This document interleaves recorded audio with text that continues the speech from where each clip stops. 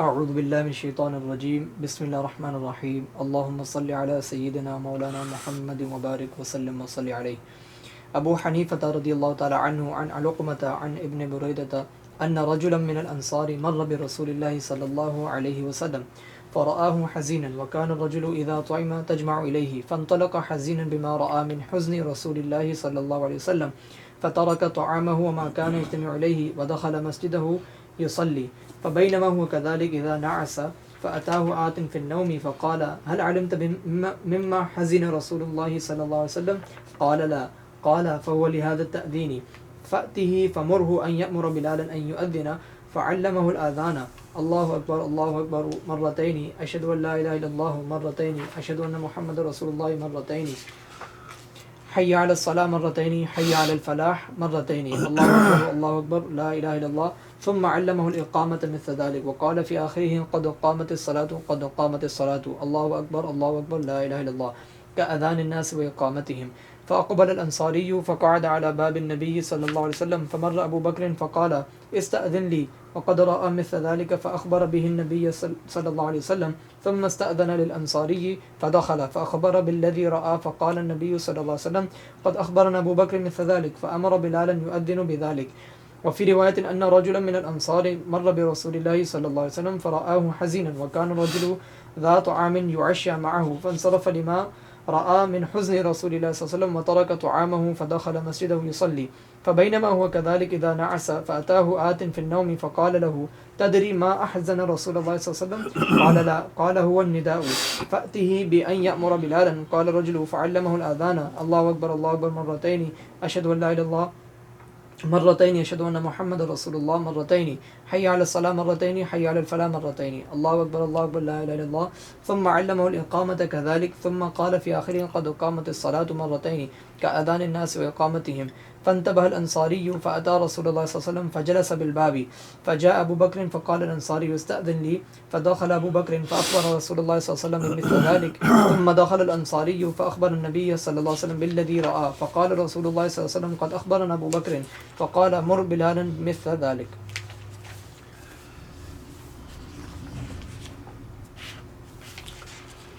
کتاب الصلاۃ میں پہلے طہارت کا ذکر آیا، پھر آیا اس کا کتاب الصلاۃ میں کتاب طہارت میں وضو کا، موضوع کا، مسح کا، پھر کتاب الصلاۃ شروع ہوئی، اس میں نماز کے وقتوں کا ذکر آیا وغیرہ وغیرہ. اور آج جو ہے اذان کا آ رہا ہے، کیونکہ یہ مسئلہ جو اذان اور اقامت کا ہے یہ بھی علماء کے درمیان اور اماموں کے درمیان مختلفی ہے. کیسے؟ احناف کے نزدیک، حنفیوں کے نزدیک، امام اعظم ابو حنیفہ رحمۃ اللہ علیہ کے نزدیک اذان کے 15 کلمات ہیں. ٹھیک ہے جی. اللہ اکبر اللہ اکبر اللہ اکبر اللہ اکبر، 4 دفعہ 4 کلمے یہ ہو گئے. اشہد ان لا الہ الا اللہ اشہد ان لا الہ الا اللہ اشہد ان محمد رسول اللہ اشہد ان محمد رسول اللہ. 8 حی علی الصلاۃ حی علی الصلاۃ حی علی الفلاح حی علی الفلاح. کتنے ہو گئے؟ 12 ہو گئے. اللہ اکبر لا الہ الا اللہ. ٹھیک ہے. احناف کے نزدیک اذان کے 15 کلمے ہیں. احناف کے نزدیک اقامت کے بھی اسی طرح اذان کی طرح اتنے کلمے ہیں. یہ نہیں کہ جیسے ایک دفعہ پڑھتے ہیں، جیسے اذان ڈبل ہے نا، اللہ اکبر، اسی طرح اشہد ان لا الہ الا اللہ اشہد ان لا الہ الا اللہ اشہد ان محمد رسول اللہ اشہد ان، یعنی مرتين 2 بار آتا ہے کلمہ شہادت، 2 بار آتا ہے جو ہے دوسرا شہادت بالرسول جی دو دفعہ آتا ہے، حی علی الصلاح حی علی الصلاح، 2 دفعہ آتا حی علی الفلاح، یہ اقامت میں بھی اسی طرح آتا ہے. اور اقامت میں کتنے کلمے ہیں؟ 17. اللہ اکبر اللہ اکبر اللہ اکبر اللہ اکبر، اشہد ان لا الہ الا اللہ اشہد ان لا الہ الا اللہ اشہد ان محمد رسول اللہ اشہد ان محمد رسول اللہ، حی علی الصلاح حی علی الصلاح حی علی الفلاح حی علی الفلاح، قد قامت الصلاح قد قامت الصلاح، اللہ اکبر لا الہ الا اللہ. یاد رہے گا مولانا؟ جی. احناف کے نزدیک اذان کے 15 کلمے ہیں جی. اور تکبیر کے 17 کلمے ہیں. ٹھیک ہے. امام شافعی رحمۃ اللہ علیہ کے نزدیک اور دیگر اماموں کے نزدیک اذان کے 15 کلمے ہیں اور اقامت کے 11 کلمے ہیں. اذان اقامت کے 11 کلمے ہیں. اللہ اکبر، اشہد ان لا الہ الا اللہ اشہد ان محمد رسول اللہ، حی علی الصلاح حی علی الفلاح، قد قامت الصلاح قد قامت الصلاح، اللہ اکبر لا الہ الا اللہ. ٹھیک ہے.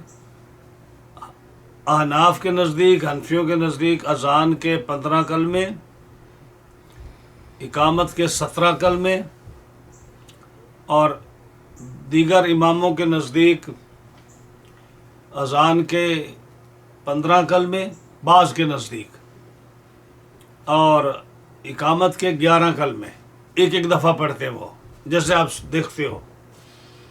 اور بعض اماموں کے نزدیک اذان کے 19 کلمے، 19. سنا کبھی 19 کلمے؟ شیعہ نہیں شیعہ نہیں، شیعہ کی تو اور بھی لمبے ہیں نا.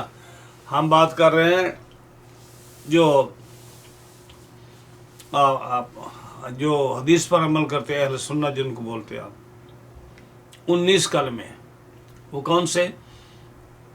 یہ شاید آپ کو پہلی دفعہ نہیں پتا، توجہ نہیں میری. اس کو ترجیح کہتے ہیں. ہاں، وہ جو نیچے پہلے بولتا ہے پھر دوسرا بولتا ہے. ہاں جی. یہ بھی تو نا جو ایک اذان پڑھواتے ہیں. نہیں، ترجیح عین سے. جی. ترجیح کا مطلب یہ ہے کہ وہ اذان سنیں 19 کلمے، اللہ اکبر اللہ اکبر اللہ اکبر اللہ اکبر، یہ جو شہادتین ہیں نا، پہلے ایسا اشہد ان لا الہ الا اللہ اشہد ان لا الہ الا اللہ اشہد ان محمد رسول اللہ اشہد ان محمد رسول اللہ. اب زور سے اشہد ان لا الہ الا اللہ اشہد ان لا الہ الا اللہ اشہد ان محمد رسول اللہ اشہد ان یہ 4 کلمے جو ہے نا شہادت کے، یہ پہلے آہستہ اذان میں، جی. اور پھر اس کو بلند آواز سے. تو یار 15 کلمے تھے نا اذان کے، جی. تو 4 اس میں اور ایڈ ہو گئے، تو کتنے ہو گئے؟ 19 ہو گئے. تو ہمارے نزدیک 15 کلمے اذان کے، 17 کلمے تکبیر کے، اقامت کے، اور بعض اماموں کے نزدیک 15 کلمے اذان کے اور 11 کلمے تکبیر کے، اور بعض کے نزدیک 19 کلمے اذان کے. ہر ایک حدیث کی روشنی میں کرتا ہے. اب حیران ہوتے ہیں لوگ کہ جی جب ایک دفعہ پڑھو تکبیر تو حنفی حیران ہو جاتے ہیں کہ یہ تکبیر کہاں سے آ گئی، اور جب 2 دفعہ تکبیر پڑھتے ہیں تو دوسرے حیران ہو جاتے ہیں کہ یہ 2 کلمے کہاں سے آ گئے. امام صاحب رحمۃ اللہ علیہ اپنے مسلک پر احادیث سے دلیل پیش کریں گے اور ساتھ عقلی دلیل بھی دیں گے. تو مسئلے کا پتہ ہونا چاہیے کہ اصل مسئلہ احناف کہاں سے لیتے ہیں، وہ لوگ کہاں سے لیتے ہیں، اب اس کے بعد جو ہے جس کو جو اچھی بات لگے وہ لے لے، تو مسئلے کو پتہ ہونا چاہیے۔ جو لوگ ترجیح کے قائل ہیں ان کے بعد دلیل ہے حضرت ابو محذورہ رضی اللہ تعالی عنہ کی حدیث۔ حضور کے صحابی ہیں ابو محذورہ، یہ ان سے جو 19 کلمے اذان کے ہیں نا، یہ ان کی اذان سے ہے۔ اور وہ واقعہ ایسا ہوا نبی کریم صلی اللہ علیہ وسلم صحابہ کے ساتھ غزوے سے واپس آئے، تو بچے جیسے مدینہ طیبہ کے باہر کھیلتے ہیں، شہروں کے باہر بچے کھیل رہے تھے۔ اب جب ان لوگوں نے بچوں نے دیکھا کہ مسلمانوں کی فوج آئی ہے، تو انہوں نے مسلمانوں کو دیکھ کر نا اذان دینی شروع کر دی، مزاحیہ طور پر جیسے بچے کھیلتے ہیں۔ اور یا صحابہ نے اذان دی ہوگی تو ان کی نقل میں انہوں نے اذان دینی شروع کر دی، جس کے اندر سارے بچے مکس تھے جو کھیل رہے تھے۔ ان میں ابو محذورہ بھی تھے، یہ اس وقت ینگ لڑکے تھے، اور انہوں نے جب اذان دی نا نقل کے طور پر، تو وہ اذان بڑی خوبصورت تھی، ان کا آواز بڑا اچھا تھا، تلفظ بڑا اچھا تھا۔ تو جب انہوں نے مذاق کیا صحابہ کے ساتھ اذان کا، تو صحابہ پیچھے دوڑے ان کو پکڑنے کے لیے، تو یہ ابو محذورہ جن کی اذان اچھی تھی نا، یہ قابو آ گئے۔ تو اذان کی بڑی اچھی تھی، تو ان کو پکڑ کر حضور صلی اللہ علیہ وسلم کی خدمت میں لے گئے کہ یہ بچے جو تھے نا اذان دے رہے تھے۔ اب آپ نے فرمایا کہ اذان سنا، ابو محذورہ کو انہوں نے اذان سنائی، تو جب جھجکتے جب اس نے اشہد ان لا الہ الا اللہ، اشہد ان لا الہ الا اللہ، اشہد ان محمد رسول اللہ، اشہد ان محمد رسول اللہ 2 دفعہ پڑھا نا ایسا جھجکتے ہوئے، تو آپ نے ان کو کہا کہ یہ کلمے دوبارہ پڑھو، زور سے پڑھو۔ تو انہوں نے کلمہ شہادت اذان کا اور دوسرا کلمہ جو ہے رسالت کا، یہ 2 دفعہ پھر دوبارہ ریپیٹ کیے زور سے۔ اب اس کے بعد جو ہے یہ مسلمان ہو گئے۔ جب مسلمان ہوئے تو یہ کہتے ہیں کہ مجھے تو رسول اللہ صلی اللہ علیہ وسلم نے خود اذان سکھائی ہے، تو میں تو اسی طرح پڑھوں گا جیسے آپ نے سکھائی ہے۔ تو کتنے کلمے ہو گئے؟ 19 ہو گئے۔ اب امام صاحب رحمۃ اللہ علیہ کہتے ہیں کہ پہلی بات تو یہ ہے کہ وہ بچے تھے، اس وقت مسلمان بھی نہیں تھے۔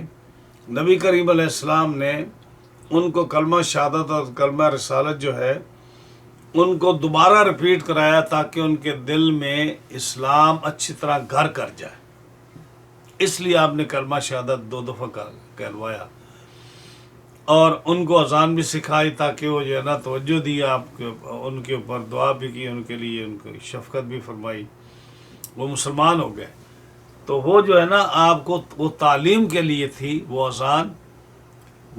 اذان دینے کے لیے نہیں فرمایا تھا کہ تم جو ہے 19 کلمہ پڑھو۔ سینس بنتا ہے نا، بالکل یہ اصل واقعہ جو 19 کلمے پڑھتے ہیں اذان میں۔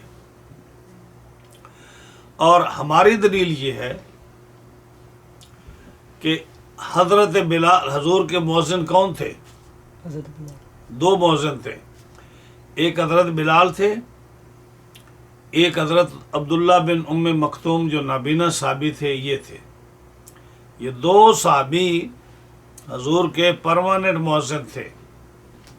کسی حدیث میں دکھا دو، چیلنج یہ، کسی حدیث میں دکھا دو کہ حضرت بلال نے اذان میں ترجیح کہی ہو، یہ 4 کلمے جو ہیں دوبارہ پڑھے جیسے ابو محذورہ پڑھا کرتے تھے، یا عبداللہ ابن ام مکتوم نے اذان میں ترجیح گئی ہو، یہ 4 کلمے انہوں نے ڈبل پڑھے ہوں، یا اقامت جو پڑھتے تھے، اقامت نبی کریم علیہ السلام کے زمانے میں عبداللہ بن ام مکتوم یا حضرت بلال، انہوں نے اقامت کبھی سنگل پڑھی ہو 11 کلمے کے ساتھ۔ جب نبی کریم علیہ السلام کے مؤذن اور مکبر جو اقامت پڑھنے والے جو تھے، جب یہ 2 تھے اور پرماننٹ تھے، تو ان دونوں کی اگر دکھا دیں کہ کہیں انہوں نے اذان پڑھی ہو حنفیوں کی اذان سے ہٹ کر، احناف نے انہی سے لی ہے، یا عبداللہ بن ام مکتوم نے اذان اور اقامت میں مختلف اذان دی ہو جو حنفی دیتے ہیں، ہاں جی، تو پھر ہم مان جائیں گے۔ اب امام صاحب رحمۃ اللہ علیہ دلیل دیتے ہیں اذان کی اور اقامت کی۔ یہ جب رسول اللہ صلی اللہ علیہ وسلم معراج پر گئے تو آپ نے وہاں اذان سنی سفر معراج میں، اور جب اذان سنی تو آپ کو یہ پسند آئی، تو یہ تحفہ معراجیہ ہے اذان جو ہے۔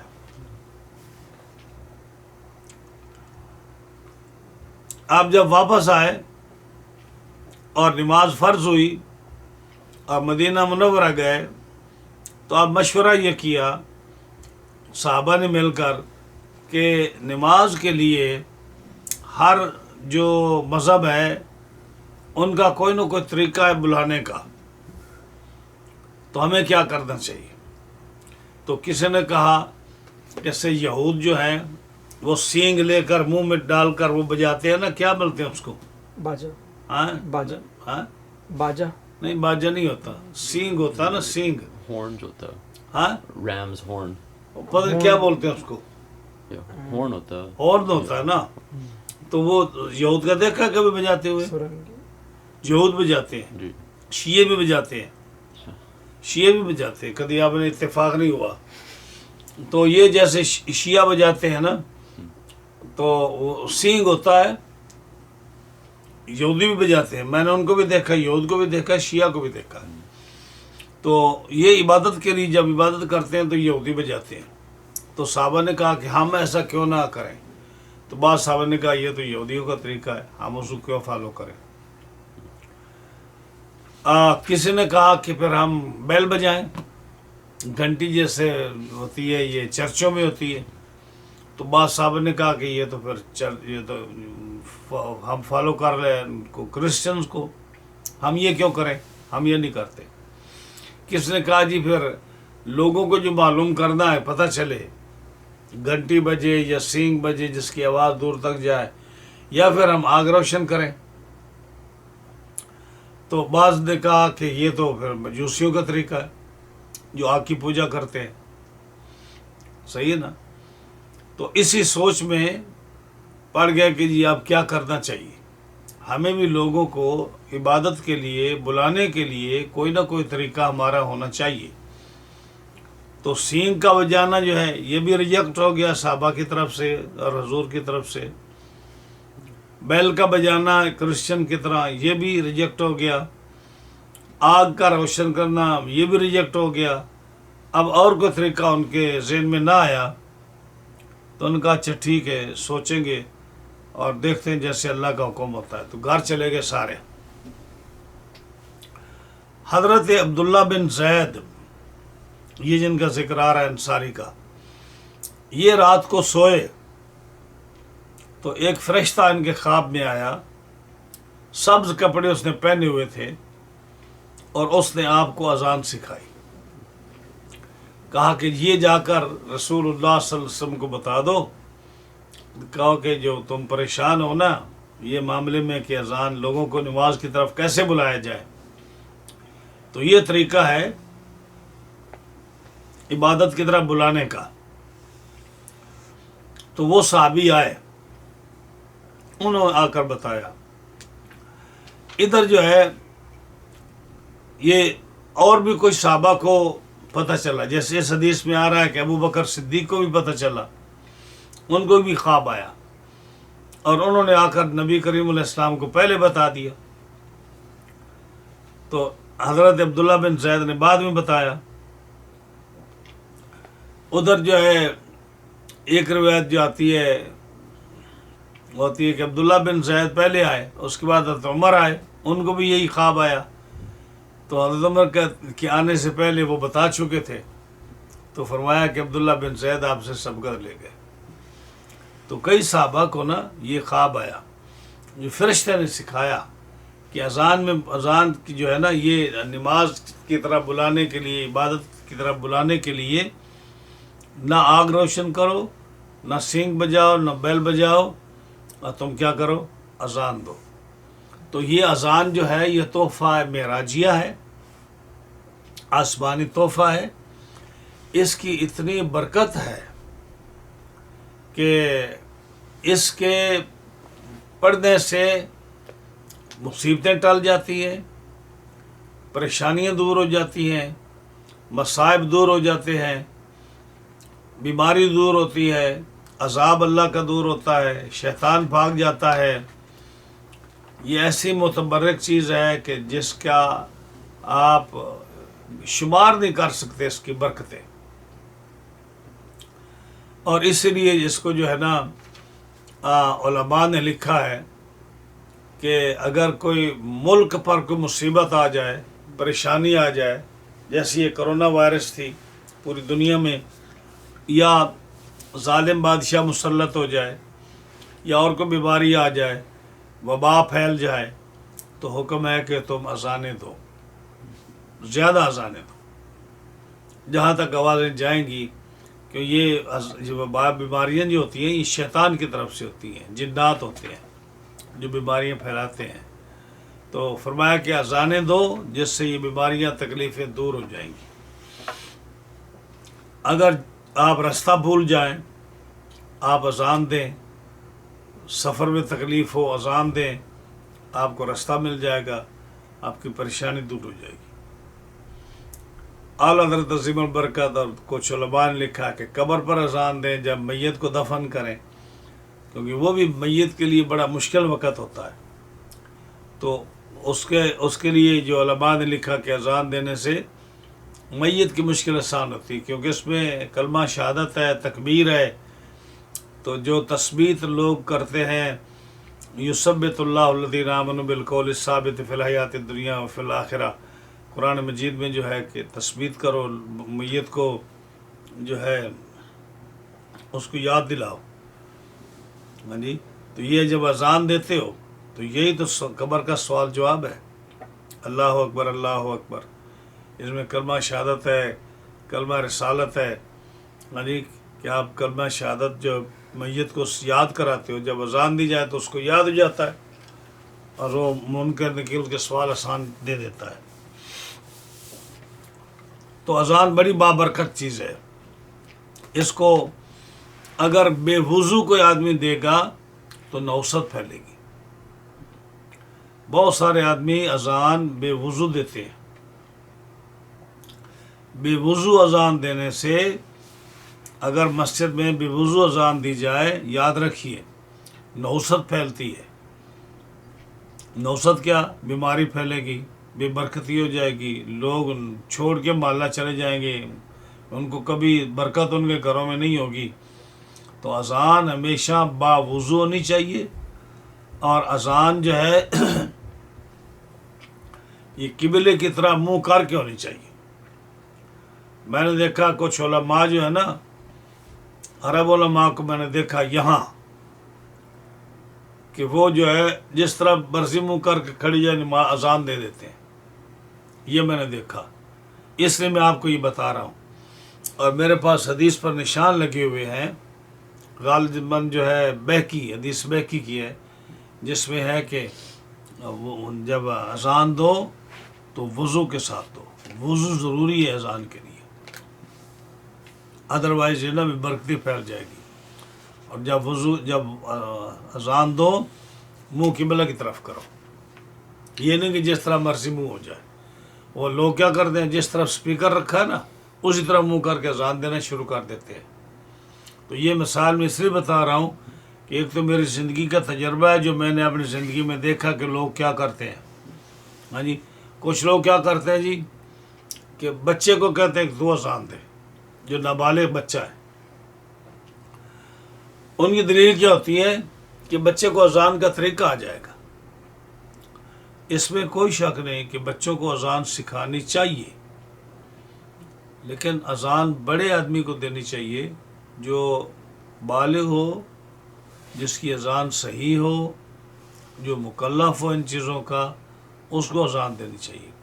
بچے کو اذان سکھانے کے لیے آپ دوبارہ اذان دے دو، 4 دفعہ اذان دلا لو، لیکن جو نماز کے لیے اذان ہے وہ میچور آدمی، سمجھدار آدمی، پاک آدمی، باوضو آدمی، اچھی آواز والا آدمی، جس کو مسائل کا علم ہو، یعنی وہ دینے چاہیے. فاسق آدمی اذان نہیں دے. سمجھ آئی نہیں؟ اور علماء نے لکھا ہے کہ جو آدمی فاسق ہے، جس کی داڑھی نہیں ہے، داڑھی منڈا ہے، داڑھی کٹی ہوئی ہے، اس کی اذان مکروہ ہے. یہ باقاعدہ فتاویٰ میں علماء نے لکھا ہے. اور آج جو ہے اکثر جگہ پہ جو ہے اماموں کی داڑھی نہیں ہے، ہاں جی، تو آپ مؤذن کو روئیں گے کہ مؤذن کی داڑھی ہونی چاہیے. تو یہ بلوہ عام ہے، یعنی یہ بدقسمتی ہے. سمجھ آئے نا جی؟ اب آپ کہیں گے جی دیکھو جی مجھے مثالیں دے گی جی، آپ ترکی چلے جاؤ جی، آپ مصر چلے جاؤ جی، آپ فلاں جگہ چلے جاؤ، وہاں داڑیاں نہیں ہیں. بھائی داڑیاں نہیں ہیں تو ہم نے تو مسئلہ بیان کرنا ہے نا. ہم نے یہ تھوڑا دیکھنا ہے کہ جی فلاں جگہ پہ ہے فلاں کے، ہم تو مسئلہ بیان کر رہے ہیں. کیا نبی کریم علیہ الصلوۃ والسلام کے زمانہ پاک میں یا رسول اللہ صلی اللہ علیہ وسلم کے صحابہ کے ادوار میں یا ان کے تابعین کے زمانے میں یا تبع تابعین کے زمانے میں وہ جو دور تھا جہاں سے اسلام آیا ہے، کیا اس دور میں بغیر داڑھی کے یہ داڑھی منڈا جو تھا اذان دیتا تھا؟ آج کی مثالیں ہمارے سامنے ترکی کی یا مصر کی نہ دو. وہ تو میں آپ کو بتا رہا ہوں کہ میں نے علماء کو دیکھا ہے، عرب علماء کو، کہ جس طرف سپیکر کا منہ ہے نا اس طرف منہ کر کے اذان دے رہے ہیں. میں نے دیکھا کہ بغیر وضو کے کہتے ہیں کہ کوئی حرج نہیں اذان دینے میں. اس لیے میں نے نشان لگایا بیکی کی حدیث میں کہ اذان کے لیے وضو ضروری ہے.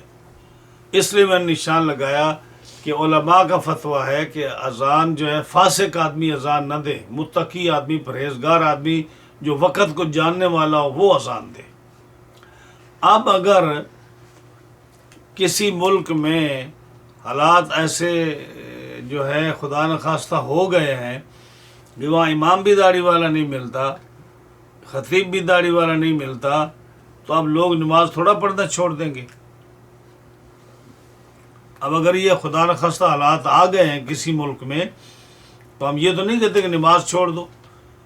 اب جیسا بھی امام ہے، جب سارے ایک جیسے ہوں، جب سارے ایک جیسے ہوں تو پتہ نا جو جماعت کا مسئلہ ہے اس میں کیا ہے. جب سارے امام، سارے لوگ 10 نمازی ہیں، اگر سارے ایک جیسے ہیں، سارے ایک جیسے ہیں، تو ان میں دیکھو جو ان میں اچھا قرآن پڑھنے والا یا جن کو اچھی نماز کی مسائل آتے ہیں وہ جماعت کرائے. ہاں جی، تو مسئلہ اس طرح کا ہے. لیکن مسئلہ اپنی جگہ مسئلہ ہے. تو اب یہ جو ہے نا اذان جب شروع ہوئی تو امام صاحب رحمۃ اللہ علیہ دلیل دیتے ہیں کہ جو اذان ہمیں پہنچی صحابی رسول سے، دیکھ لو اس کی جو ہے 15 جملے اس کے اندر ہیں. امام صاحب رحمۃ اللہ علیہ حضرت علقمہ بن مرثد سے اور وہ ابن بریدہ بن سلمان سے روایت کرتے ہیں کہ ایک آدمی انصاری، وہ کون تھا؟ حضرت عبداللہ بن زید رضی اللہ تعالیٰ عنہ. اب یہ حدیث پاک جو ہے یہ آتی ہے دارمی شریف میں بھی، ابن ماجہ میں بھی، ابو داؤد میں بھی اور ترمذی میں بھی. الفاظ ان کے تھوڑے بہت مختلف ہیں.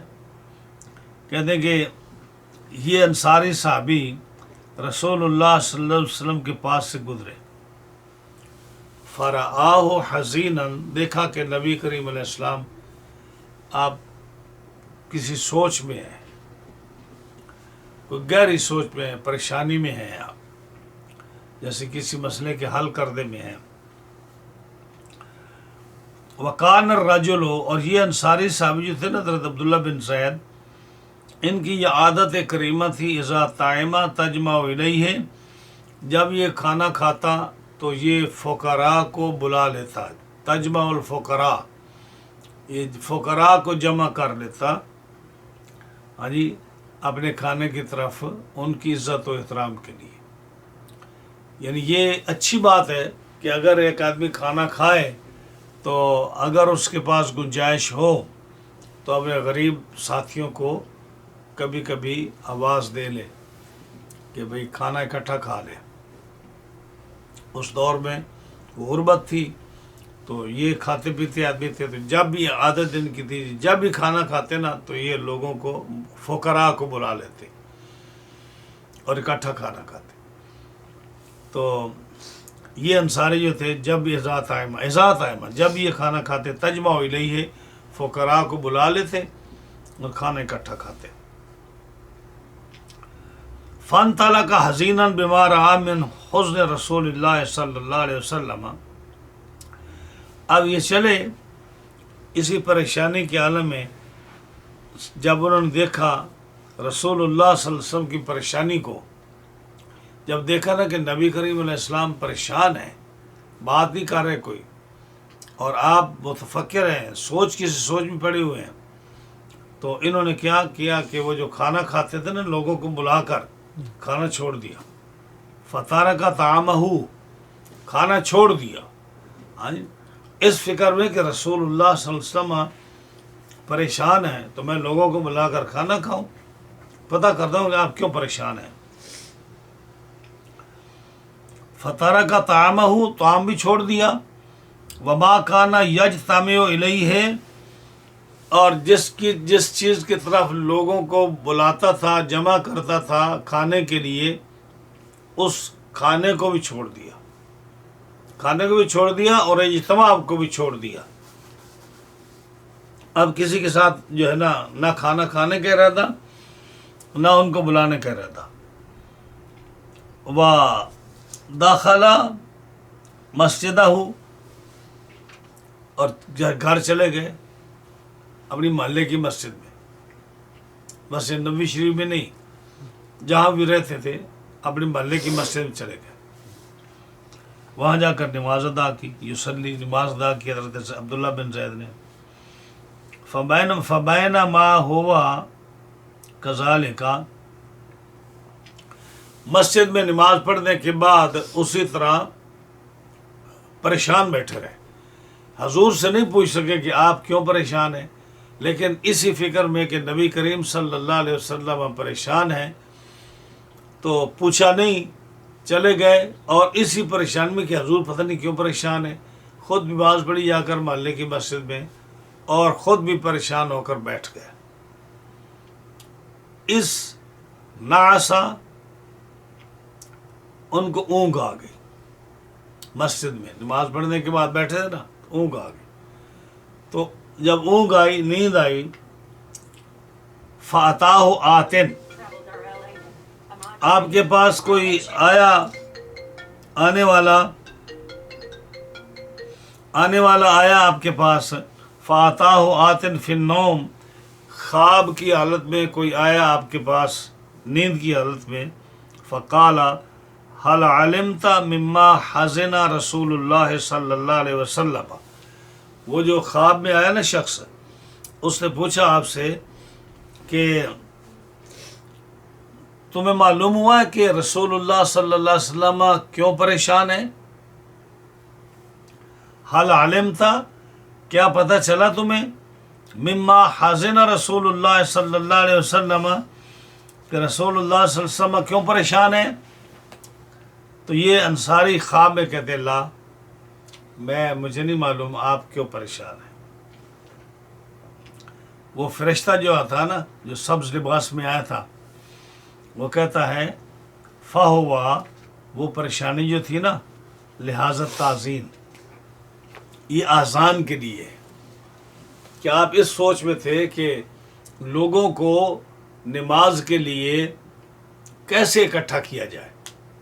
تو آپ کو کوئی فائنل ڈیسیژن آپ نے نہیں لیا اور صحابہ کا مشورہ ابھی کمپلیٹ نہیں ہوا, کوئی ایسی چیز ان کو نہیں ملی جو جس سے وہ سیٹسفائیڈ ہوں اور کہیں کہ جی یہ مقرر کر لو لوگوں کو نماز کے لیے بلانے کے لیے.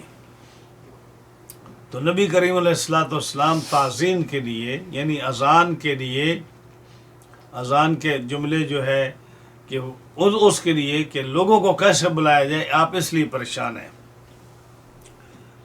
فاتح اے عبداللہ بن زید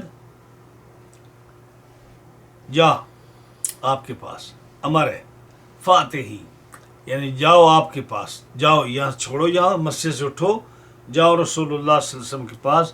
فمر ہو اور ان کو یہ بتاؤ جو خواب آیا نا کہ اذان میں سکھائیے, بتاؤ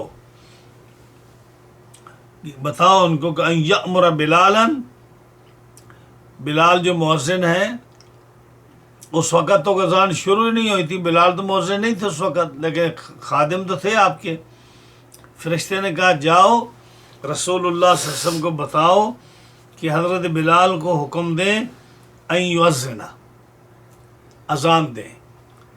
فعلمہ الاذان, اور فرشتے نے ان عبداللہ بن زید بن عبد ربہ کو اذان سکھائی. اذان کیا سکھائی, آئیے دیکھیں کہ اذان سکھائی انہوں نے. اللہ اکبر دو مرتبہ, یعنی اللہ اکبر دو جملے یہ ہو گیا نا, یہ 2 مرتبہ, 4 مرتبہ ہو گیا نا. اللہ اکبر اللہ اکبر مرتين 2 مرتبہ. اشہد ان لا الہ الا اللہ مرتين 2 دفعہ کلمہ شہادت. اشہد ان محمد رسول اللہ 2 مرتبہ, اشہد ان محمد رسول اللہ 2 مرتبہ. تو یہ کتنے 8 ہو گئے. حی علی الصلاۃ مرتين 10 ہو گئے. حی علی الفلاح مرتين 2 مرتبہ حی علی الفلاح 12 ہو گئے. ہاں جی, اللہ اکبر 14 ہو گئے. لا الہ الا اللہ 15 ہو. اب یہ دیکھیے یہ 15 کلمے فرشتے نے سکھائے صحابی رسول انصاری حضرت عبداللہ بن زید کو. اذان سکھانے کے بعد ثم علمہ الاقامۃ مثل ذالک, پھر اسی طرح جیسے 2 کلمے تھے اور اللہ اکبر کے 4 کلمے, پھر اسی طرح اقامت سکھائی فرشتے نے کہ یہ اقامت ہے. لیکن اقامت کے آخر میں وقال فی آخر ہی, اقامت کے آخر میں حی علی الفلاح کے بعد قد قامت الصلاۃ اللہ اکبر لا الہ الا اللہ کا اذان الناس, جیسے آج لوگ اذان دیتے ہیں و اقامتہم, اور جیسے آج لوگ اقامت پڑھتے ہیں, اس طرح کر کے فرشتے نے حضرت عبداللہ بن زید کو اذان بھی سکھائی اور اقامت بھی سکھائی. اب یہ دیکھیے یہ امام اعظم ابو حنیفہ نعمان بن ثابت رضی اللہ تعالیٰ عنہ یہ روایت کر رہے ہیں حضرت علقمہ سے, ہاں جی, جو حضرت عبداللہ بن مسعود کے شاگرد ہیں, وہ ابن بریدہ سے اور وہ انصاری سے. بالکل مختصر سے درمیان میں اسناد ہے اور حضور تک حدیث پہنچی ہے. جس آدمی نے تکبیر جس کو اذان فرشتے نے سکھائی ہے اس سے ڈائریکٹ جو ہے امام اعظم ابو حنیفہ یہ روایت کر رہے ہیں, ہاں جی, اپنے راویوں کے وساطت سے.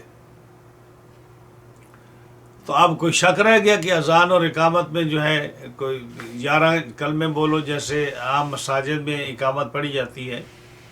تو اقامت کا جو صحیح طریقہ ہے، جو معتبر حدیث ہے جس سے احناف نے دلیل پکڑی ہے، وہ یہ ہے کہ اذان کے 15 کلمات ہیں اور اقامت کے 17 کلمات ہیں، کیونکہ لکھا نا 15 وہ، اور جو ہے نا آخر میں یہ بڑھایا قد قامت الصلاۃ قد قامت الصلاۃ، 2 بڑھا کر 17 کلمات ہو گئے اقامت کے اور 15 کلمات ہو گئے اذان کے۔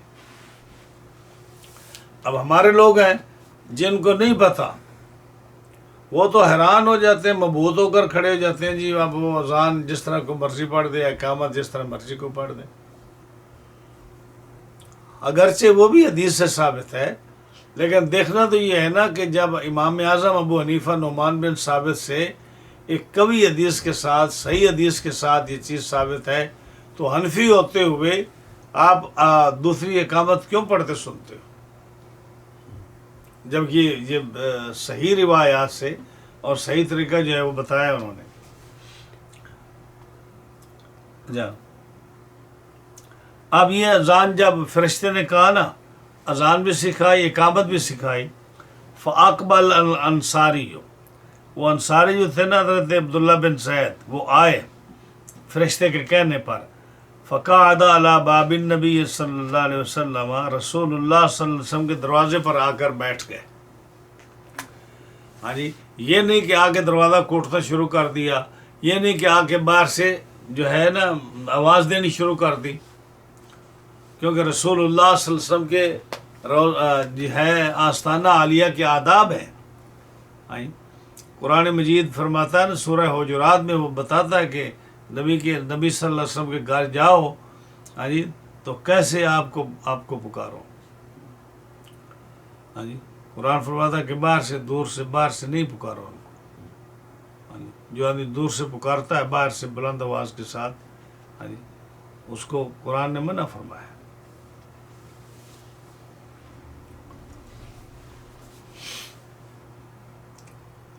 انصاری آئے، بیٹھ کے رسول اللہ صلی اللہ علیہ وسلم کے دروازے پر ابو بکر صدیق گزرے، وہ بھی آئے رسول اللہ صلی اللہ علیہ وسلم کے پاس، آپ ملنے کے لیے آئے نا، تو وہ آئے، تو انصاری بولا سیدنا ابو بکر کو، اے ابو بکر استأذن لی، ذرا میرے لیے حضور سے اجازت تو مانگو کہ عبداللہ بن زید آیا ہے، آپ کی خدمت میں حاضر ہونا چاہتا ہے، تو آپ اجازت مانگو۔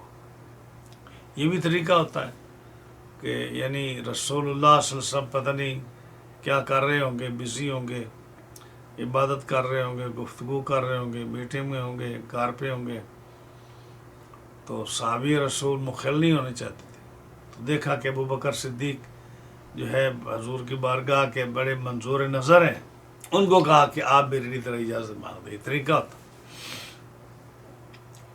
وقد رآ مثل ذالک، حالانکہ ابو بکر نے بھی خواب میں اسی طرح اذان دیکھی تھی، مثل ذالک، جیسے انصاری نے دیکھا تھا، اور ابو بکر نے فاخبر بہ النبی صلی اللہ علیہ وسلم، حضور علیہ السلام کو بتا دیا تھا کہ میں نے خواب دیکھا ہے، یہ اذان اللہ نے حکم دیا ہے۔ ثم استاذن للانصاری، ابو بکر نے حضور کو بتا دیا، پھر انصاری کے لیے اجازت لی، حضور سے پوچھا، اجازت طلب کی۔ فداخل الانصاری، انصاری داخل ہوا حضور صلی اللہ علیہ وسلم کے پاس، فاخبر بالذی رآ، جو خواب میں دیکھا تھا مسجد میں، وہ انصاری نے بتا دیا حضور کو کہ میں نے اس طرح اذان اور اقامت جو ہے مجھے فرشتہ نے سکھائی ہے۔ فقال النبی صلی اللہ علیہ وسلم قد اخبرنا ابو بکر مثل ذالک، اے عبداللہ، ہمیں ابو بکر صدیق نے یہ پہلے خبر دے دی ہے کہ ان کو بھی فرشتے نے سکھائی ہے، تو مجھے یہ خبر مل چکی ہے۔ فامر بلالا، حضور علیہ السلام نے بلال کو حکم دیا، یؤذن بذالک، انہی الفاظ کے ساتھ اذان دو۔ اب حضرت بلال جو تھے ان کی اذان اور پھر عبداللہ بن مکتوم کی اذان حضور کے زمانے میں انہی الفاظ کے ساتھ ہوتی تھی کہ 15 کلمے اذان کے، 17 کلمے اقامت کے۔ وفی روایت، ایک دوسری روایت ہے، ان رجلا من الانصار،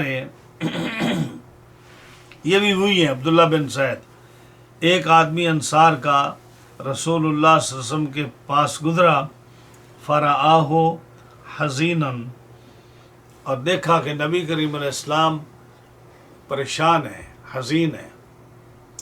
وکان الرجل ذات عام، اور جو آدمی تھا انصاری ذات عام، کھاتا پیتا آدمی تھا، کھاتا پیتا، ذات عام یعنی طعام بہت اس کے پاس تھا، کھانے پینے کی اشیاء ہوتی تھی اس کے پاس۔ یعشا معہو، یعشا معہو، لوگ شام کا کھانا،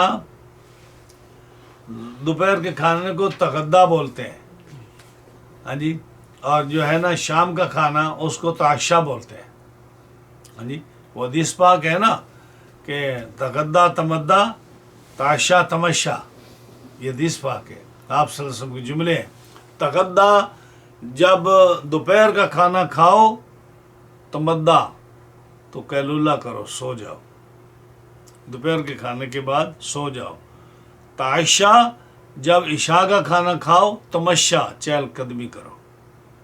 آج سائنس بھی یہی کہتی ہے، ڈاکٹر بھی یہ کہتے ہیں کہ شام کو کھانے کے بعد چلنا چاہیے، چہل قدمی کرنی چاہیے، یہ نبی کریم علیہ السلام کے حدیث ہے۔ تغدہ تمدہ، تغدہ تمدہ، دوپہر کا کھانا کھاؤ تو سو جاؤ اور قیلولہ کرو۔ تعشا تمشا، جب عشاء کا کھانا کھاؤ، شام کا کھانا کھاؤ تو چہل قدمی کرو۔ تو یہ کان الرجل، یہ آدمی جو تھا، ذات عامن، کھاتا پیتا آدمی تھا، یعشا معہو، اس کے ساتھ لوگ عشاء کا کھانا مل کر کھایا کرتے تھے۔ فانصرف، وہ واپس ہٹ گیا۔ لما رآ من حزن رسول اللہ صلی اللہ علیہ وسلم، جب حضور کو دیکھا نا کہ پریشان ہے تو کھانا پینا چھوڑ دیا، نہیں کھانے کی طرف گیا۔ وترک طعامہ، طعام چھوڑ دیا، اب کھانے کے نہ کسی کو بلایا، نہ کسی کے ساتھ مل کر کھانا کھایا، نہ خود کھایا، نہ کسی کے ساتھ کھایا، نہ کسی کو بلایا، کھانا چھوڑ کے چلے گئے کہ حضور پریشان ہے، ہاں جی۔ تو فداخل مسجدہ، اپنے محلے کی مسجد میں چلا گیا، وہاں نماز پڑھی، نماز پڑھنے کے بعد فبینما ہوا کذالک، نماز پڑھنے کے بعد اسی طرح بیٹھا تھا، اذ نعسا، کہ اس کو اونگ آ گئی، نیند آ گئی، وہ پچھلی حدیث جیسے۔ فاتاہ آتن فی النوم، نیند میں کوئی آنے والا آیا، تو نیند میں آنے والا کون آتا ہے؟ خواب آتا ہے نا، تو فرشتہ آیا۔ نیک آدمیوں کے خوابوں میں تو فرشتے آتے ہیں نا، فرشتہ آیا۔ فقال له، فرشتے نے بولا آپ کو، اس صحابی کو، تدری ما احزن رسول اللہ صلی اللہ علیہ وسلم، تمہیں معلوم ہے کہ کس چیز نے پریشان کیا رسول اللہ صلی اللہ علیہ وسلم کو؟ قال لا، کہتا مجھے تو پتہ نہیں، خواب میں اور یہ بات ہے۔ قالا، وہ فرشتہ کہتا ہو النداء، پچھلے حدیث میں آیا تھا تعزین کہ اذان، اس میں ندا ہے، تو ندا بھی، ندا کا معنی بھی اذان ہے، تعزین کا معنی بھی اذان ہے۔ وہ ندا ہے جس کو، یعنی جس کی وجہ سے آپ پریشان ہیں۔ فاتح، چل جا رسول اللہ صلی اللہ علیہ وسلم کے پاس، جا آپ کے پاس، فاتحی، جاؤ ان کے پاس، بیان یامر بلالا، جاؤ ان کے پاس اور ان کو کہو کہ حکم دیں بلال کو، ہاں جی، کہ اذان دے۔ قال الرجل، وہ صحابی کہتے ہیں عبداللہ بن زید، فعلمہ الاذان، فرشتے نے عبداللہ بن زید کو اذان سکھائی۔ کیسے؟ اللہ اکبر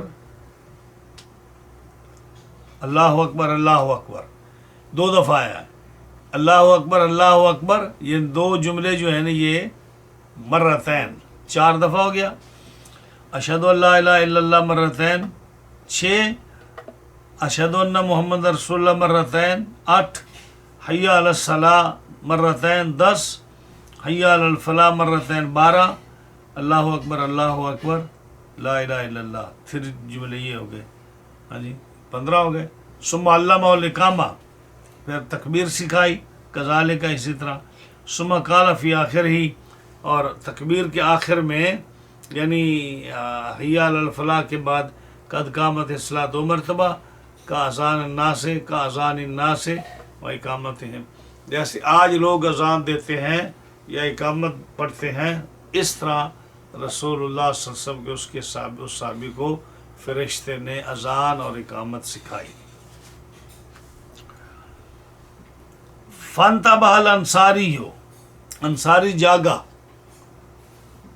خواب سے جاگا، نیند سے جاگا، فاتا رسول اللہ صلی اللہ علیہ وسلم، حضور صلی اللہ علیہ وسلم کے گھر آیا، فجالس بالباب، دروازے پر آ کر بیٹھ گیا، ہاں جی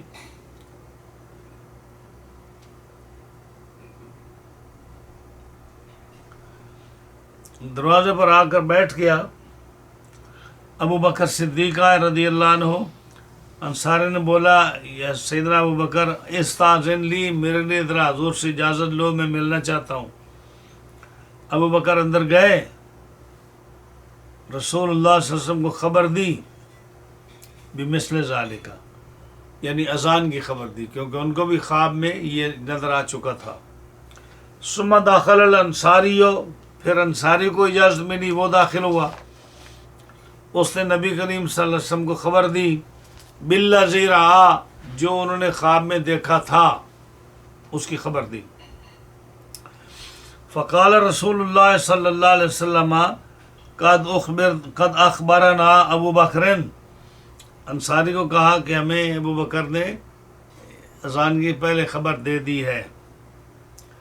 فقال، تو صحابی کہتے ہیں کہ آپ نے فرمایا مر بلالا بمثل ذالک، بلال کو کب دو کہ اس طرح اذان پڑھے جیسے ہمیں بتایا گیا ہے۔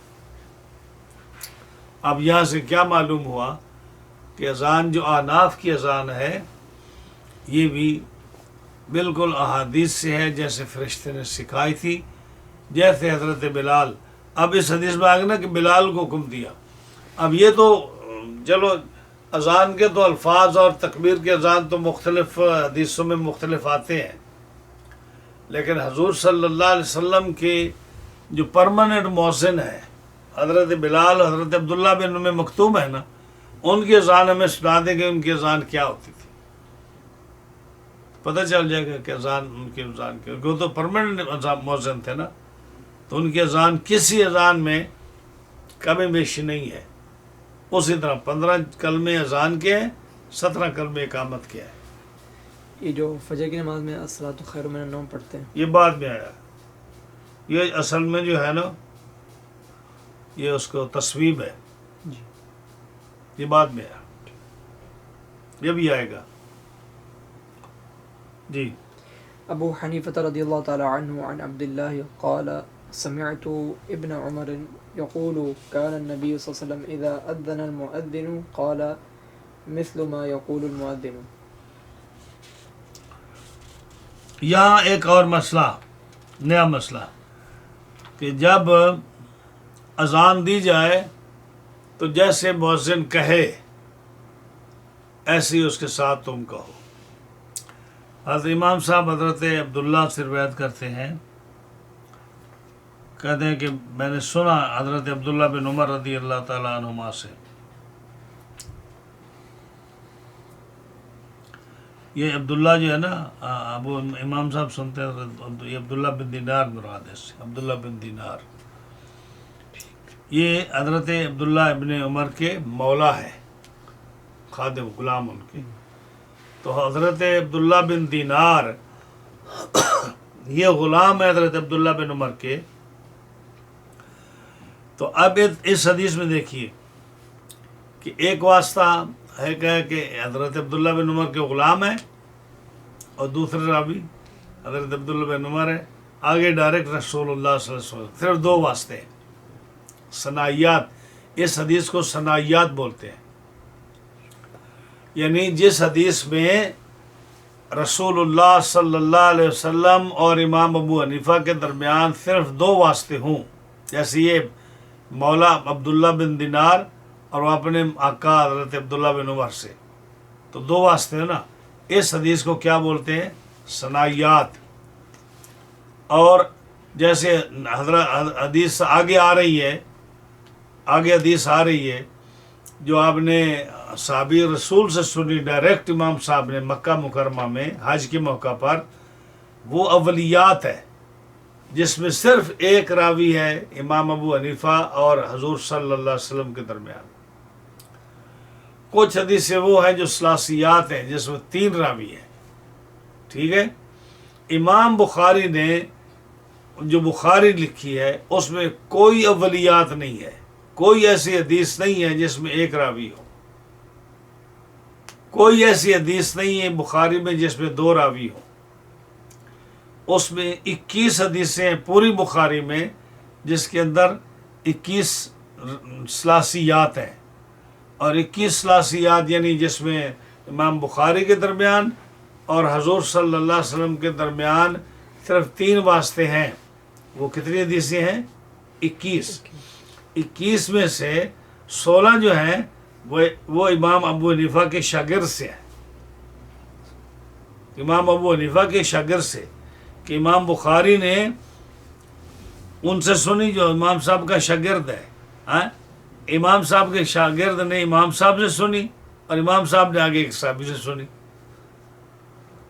نہیں تو اور صرف بخاری میں ثلاثیات ہیں جو 3 راوی ہیں، مسلم میں بھی نہیں ہے، باقی کتابوں میں بھی ثلاثیات نہیں ہے، اور امام بخاری کے پاس ثانیات بھی نہیں ہے اور اولیات بھی نہیں ہے۔ واحد شخص ہے امام ابو حنیفہ رضی اللہ تعالیٰ عنہ جن کی کتاب میں اولیات ہیں مسند میں، یا ثانیات ہیں یا ثلاثیات ہیں، کہ 1 راوی ہے، صرف 1 راوی ڈائریکٹ صحابی سے سنی، صحابی نے حضور سے سنا۔ یہ صرف امام صاحب کی خصوصیت ہے۔ امام مالک کے پاس وہ حدیث نہیں ہے، امام شافعی کے پاس نہیں ہے، امام احمد بن حنبل کے پاس نہیں ہے، امام بخاری کے پاس نہیں ہے، امام مسلم کے پاس نہیں ہے، ترمذی، نسائی، ابن ماجہ، ابو داؤد، کسی کے پاس اولیات نہیں ہے۔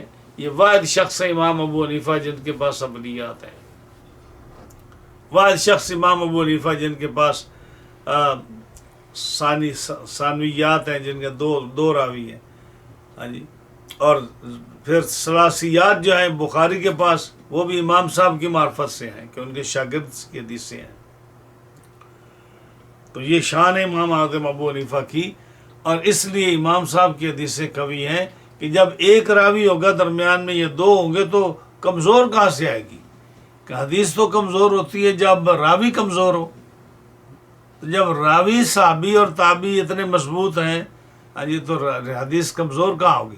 کمزور تو جب آتی ہے جب 10-15 راوی درمیان میں آ جائیں، 14 آ جائیں، 5 آ جائیں، 7 آ جائیں، ان میں پھر کمزوری آتی ہے۔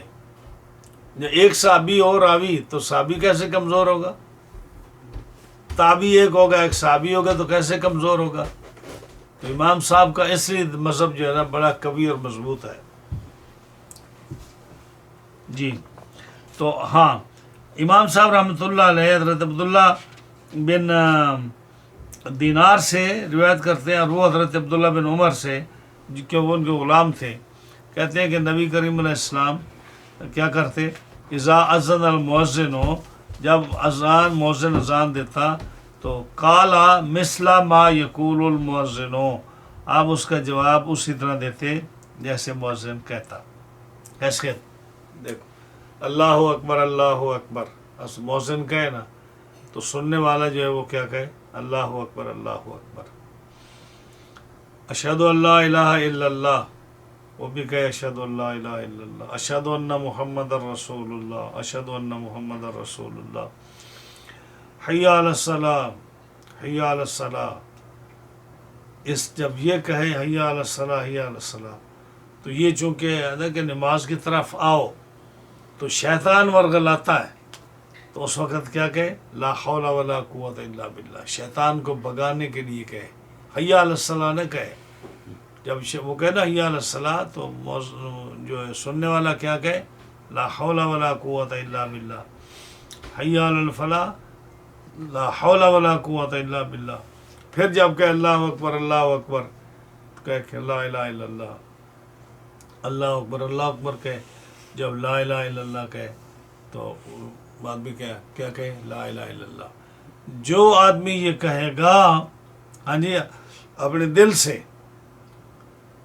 داخل الجنت، جنت میں داخل ہو. اذان کا جواب جو ہے یہ دینے والا فرمایا کہ جنت میں جائے گا.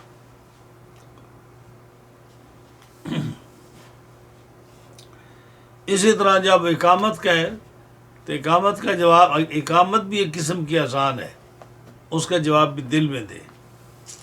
اس کا بھی جواب جو ہے ضروری نہیں کہ زور سے دے، لیکن یہ کہ دونوں کا جواب دینا چاہیے.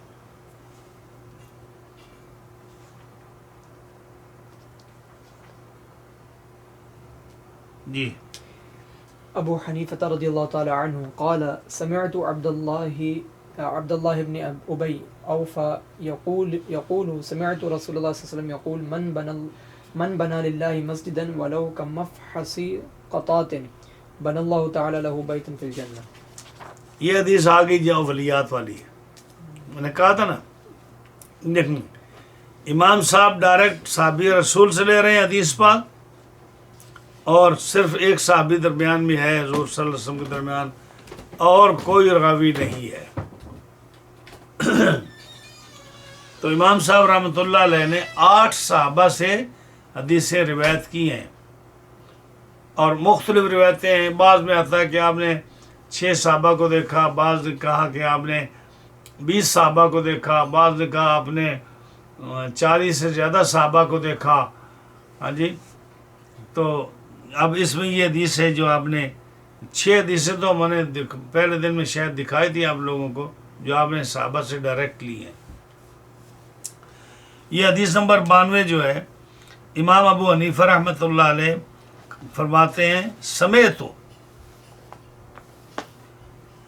اس میں بالکل تصریح ہے اس بات کی کہ آپ تابعی ہیں، کیونکہ آپ کہہ رہے ہیں کہ میں نے صحابی رسول حضرت عبداللہ بن ابی اوفا ان سے سنا ہے، میں نے خود سنا ہے. کہ آپ فرما رہے ہیں کہ میں نے سنا، صحابی کہتے ہیں میں نے سنا رسول اللہ صلی اللہ علیہ وسلم سے. آپ فرما رہے تھے جس نے اللہ کے لیے مسجد بنائی، جس نے مسجد بنائی اللہ کے لیے، ولو کمفحص قطات، اگرچہ وہ جو گھونسلہ ہے پرندے کا اتنی ہو، چھوٹی سی ہو، ہاں جی، جو مسجد بنائے اللہ کے لیے، بن اللہ لہ بیتا فی الجنہ، اللہ اس کا گھر جنت میں بنائے گا. اب یہ جو ہے نا قطات یہ ایک چھوٹا سا پرندہ ہے جو پتھر کھاتا ہے، گندم نہیں کھاتا، دانے نہیں کھاتا. یہ قطات پرندہ ہے چھوٹا سا، اور یہ کھاتا ہے پتھر، روڑے کھاتا ہے، سنگریزے کھاتا ہے، پبل چھوٹے چھوٹے کھاتا ہے. اور یہ درختوں پر گھونسلہ نہیں بناتا، درختوں پر گھونسلہ نہیں بناتا. یہ انڈے جب دیتا ہے تو زمین کے اندر تھوڑی سی جگہ کھود لیتا ہے بھی چھوٹا سا. جب چھوٹا سا ہے تو انڈے بھی چھوٹے ہوتے ہوں گے، اور اس کا جو گھونسلہ ہے جو زمین پر بناتا ہے کھود کر، وہ بھی چھوٹا سا بناتا ہے تاکہ انڈے اپنے اس میں رکھے اور پھر اوپر بیٹھے. تو اس لیے نبی کریم علیہ الصلوۃ والسلام نے یہ مثال دی کہ مسجد بھی کہاں ہوتی ہے؟ زمین پر ہوتی، درختوں پر تو نہیں نہ ہوتی. اس لیے آپ نے یہ جملہ فرمایا کہ جو آدمی چھوٹی سی مسجد بھی بنائے لیکن بنائے اللہ کے لیے، اگر بہت بڑی مسجد بنا دے، بہت لمبی چوڑی مسجد بنائے، لیکن اس میں اس کا نام نمود اور اس کی اپنی شہرت اور اس کی ریاکاری ہو، تو اس کو وہ ثواب نہیں ملے گا. ثواب اس کو جنت میں اس گھر بنانے کا کہ اللہ تعالیٰ اس کے گھر جنت میں بنائے گا، یہ ثواب اس کو کب ملے گا؟ جب آدمی اللہ کے رضا کے لیے اس مسجد بنائے، چاہے وہ اتنی چھوٹی ہو جتنا اس پرندے کا گھونسلہ ہے. کیا مطلب کہ اگر اس کو بڑی مسجد نہیں بنا سکتا، چند آدمیوں کے لیے چھوٹا سا کمرہ وہ بنا دیتا ہے حلال کمائی سے اللہ کی رضا کے لیے، جس میں 2-4 آدمی نماز پڑھ دیں، ہاں جی، چھوٹی سی جگہ، اللہ تعالیٰ اس کا گھر جنت میں بنائے گا۔ تو کوئی ضروری نہیں ہے کہ آپ اتنی بڑی مسجد بنائیں کہ جس میں سارا جہان آ جائے، اور اس میں آپ جو ہے نا وہ چیزیں ملوث نہ رکھیں جو مسجد کے لیے ہونی چاہیے۔ آپ مسجد بناؤ، چھوٹی سی بناؤ جس میں چند آدمی آ جائیں، لیکن حلال کمائی سے اچھی نیت سے بناؤ تو آپ اس کو اس کا اجر ملے گا۔ ہاں جی، بڑی بناؤ اللہ کی رضا کے لیے، پھر بھی وہی ثواب، چھوٹی بناؤ پھر بھی وہی ثواب کہ اللہ تعالیٰ آپ کے گھر جنت میں بنائے گا۔ تو یہ فرمایا کہ مفس کہتے ہیں چھوٹے گھر کو جو پرندے کا ہے، جو زمین میں کھود کر بیٹھنے کے لیے بناتا ہے۔ ہاں جی، اور فرمایا کہ اللہ تعالیٰ اس گھر جنت میں بنائے گا۔ ابو حنیفہ رضی اللہ تعالی عنہ عن علقمة عن ابن بريدة عن أبيه رضي الله تعالى عنه أن النبي صلى الله عليه وسلم سمع رجلا ينشد جملا في المسجد فقال لا وجدت، وفي رواية سمع رجلا ينشد بعيرا فقال لا وجدت إن هذا البيوت بنيت لما بنيت له، وفي رواية أن رجلا أطلع رأسه في المسجد فقال من دعا إلى الجمل الأحمر فقال له صلی اللہ علیہ وسلم ما وجدت انما بنیت هذه المساجد لما بنیت له۔ اب اس حدیث پاک میں مسئلہ یہ آ رہا ہے کہ چونکہ کتاب الصلاۃ ہے، نماز مسجد میں پڑھی جاتی ہے، اور مسجدیں اللہ کا گھر ہیں، یہ اللہ کے ذکر کے لیے کی جاتی ہیں، کسی اور کام کے لیے نہیں ہوتی۔ آج ہم مسجدوں کو کسی اور پرپز کے لیے یوز کرتے ہیں، لیکن مسجد جو ہے بیسیکلی یہ اللہ کے ذکر کے لیے ہوتی ہے۔ امام صاحب حضرت علقمہ سے، علقمہ بن مرثد سے، اور وہ حضرت ابن بریدہ سے، اور وہ اپنے باپ سے روایت کرتے ہیں کہ نبی کریم علیہ السلام نے ایک شخص کو سنا ینشدو، وہ تلاش کر رہا تھا اونٹ مسجد میں،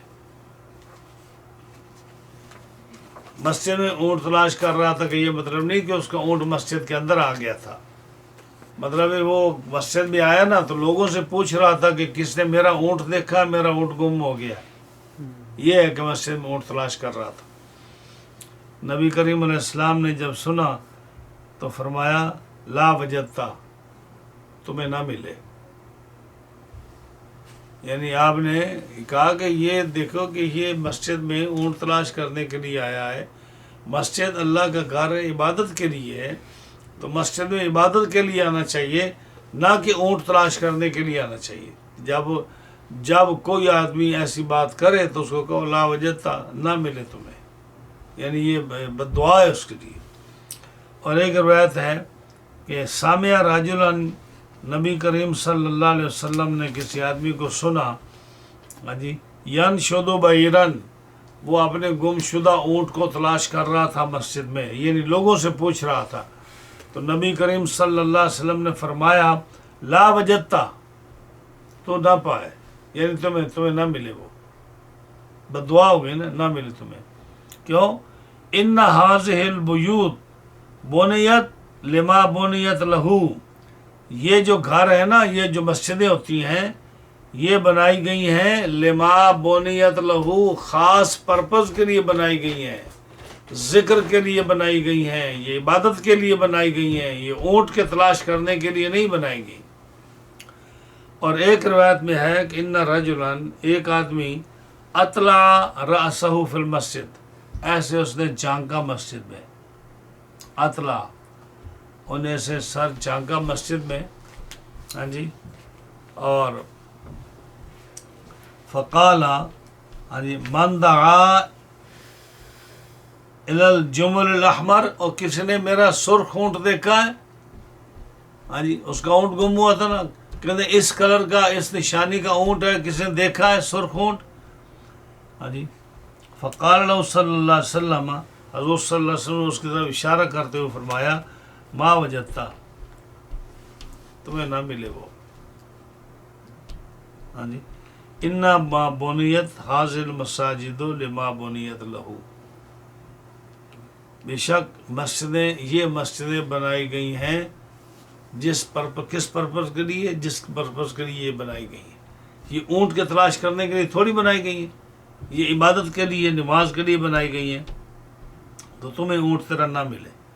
ہاں جی، نبی کریم علیہ السلام نے فرمایا وَإِن سَمِعَ مَن يَنشُدُ ضَالَّةً فِي الْمَسْجِدِ، اگر کوئی آدمی سنے کہ مسجد میں کوئی آدمی اپنی چیز تلاش کر رہا ہے گم ہوئی، تو اس کو کہے لا ردہ اللہ علیکہ، اللہ کرے تیرے وہ چیز نہ ملے. کیوں؟ فَإِنَّ الْمَسْجِدَ لَمْ تُبْنَ هَٰذَا، مسجد اس لیے بنائی نہیں گئی جس پرپز کے لیے تو ڈھونڈنا چاہتا ہے. مسجد اس کے لیے نہیں بنائی گئی. مسلم شریف کے حدیث ہے. تو کیا معلوم ہوا کہ مسجد کے اندر یہ جو اعلان کرتے ہیں اسپیکروں میں آج کل، یا اس طرح کی مسجد میں آ کر لوگ چندے مانگتے ہیں یا چیزیں تلاش کرتے ہیں، یہ سب بنا ہے. سوائے دین کی بات کے، دین کے کام کے، یا مسجد کی چندہ کے، یا مدرسے کے چندے کے، یا اس طرح کے دینی کام کے لیے آپ یہ کام کر سکتے ہو. اور دنیاوی کام کے لیے آپ کسی مسجد کے اندر اس طرح کی کوئی چیز نہیں کر سکتے، یہ منع ہے. اب انشاءاللہ رسید جو ہے آگے جو ہے یہ حدیث پاک جو شروع ہوگی، اب ہوگی کہ نماز کیسے پڑھنی ہے. نماز میں ہاتھ جب نماز شروع کرنی ہے تو کانوں تک ہاتھ لے جانے یا کندھوں تک لے جانے، یا اشارہ کر کیسے بند کر دینے. پورا نماز کا طریقہ جو ہے اب یہاں سے نماز کا طریقہ بتائیں گے. قرات کیسے کرنی ہے، ہاتھ کیسے باندھنے ہیں، ہاتھ کہاں تک لے جانے ہیں. تو وہ سارا نماز جو احناف کا طریقہ ہے نماز کا، اس کو احادیث سے ثابت کریں گے. جزاکم اللہ واحسن الجزاء. ماشاء اللہ.